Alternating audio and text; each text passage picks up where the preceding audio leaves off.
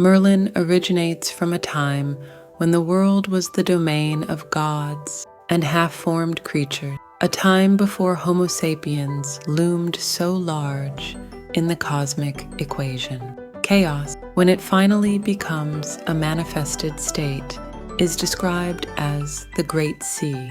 The divine thought is named the Great Silence. We may profitably consider how these primeval deities reflect human consciousness. The first mystery schools, having no other divine material to work upon, attempted to draw together earth, mind, and man to create a synthesis that would represent an empirical and transcendental intelligence. 4 aspects of human consciousness were proposed.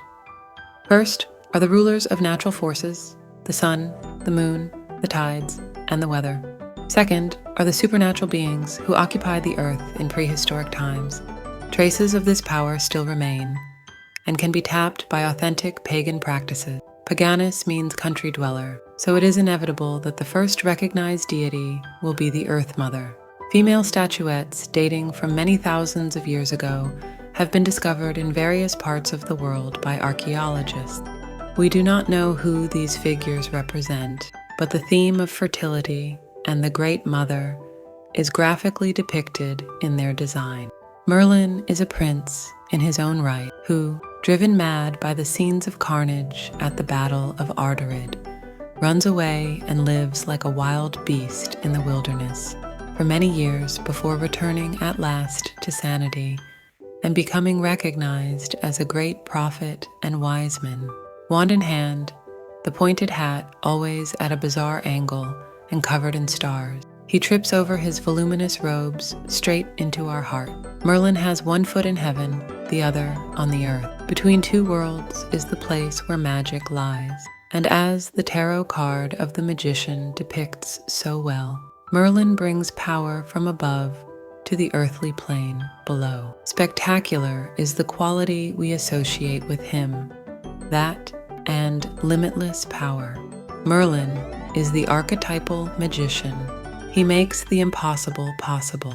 The techniques that most magicians spend a lifetime to acquire were part of his mystical armory.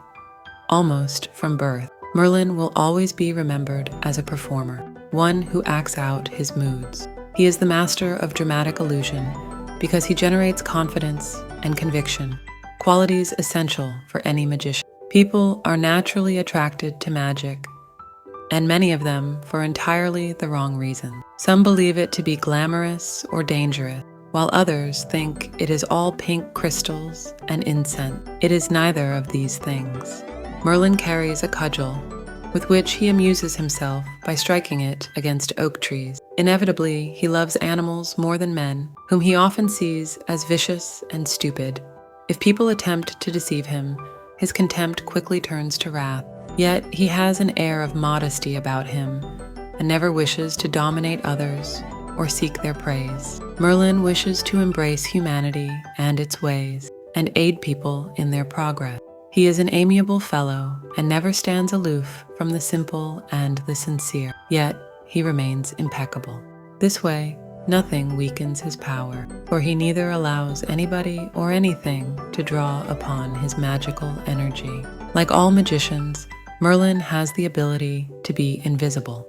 He attains this end by drawing in his aura so much to himself that it hardly exists. Thus, he is simply not noticed. Like cats, who always appear to be purposeful, even when sleeping, Merlin is always aware. The price he pays is not being able to share the bonds of ordinary friendship. Those who would take up the esoteric path have chosen a calling which is not part of society. For the magician, ordinary intimacy is rare, even in the company of his own kind. Merlin will return once again to advise and protect us, but only if our faith in him remains intact.